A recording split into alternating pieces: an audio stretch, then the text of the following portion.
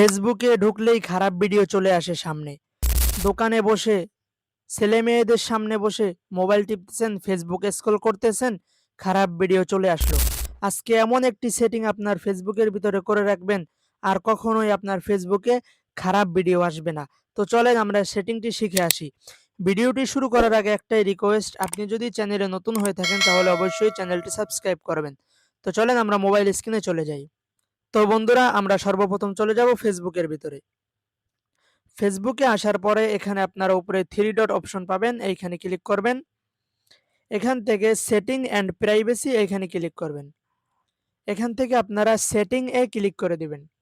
তারপর এখান থেকে আপনারা কন্টেন্ট প্রিপারেশন এখানে ক্লিক করে দিবেন। এখান থেকে আপনারা সেনসিটিভ কন্টেন্ট এখানে ক্লিক করবেন। ডিফল্ট আছে, এখান থেকে আপনারা শো লেস এখানে এই যে নিচের এটা টিকমার্ক দিয়ে দিবেন।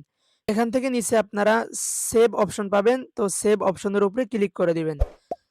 তারপর এখান থেকে ওকেতে ক্লিক করে দেবেন। তো বন্ধুরা, এই সেটিংটি চালু করা থাকলে কিন্তু আপনার ফেসবুকের ভিতরে আর কখনোই কোনো খারাপ ভিডিও আসবে না।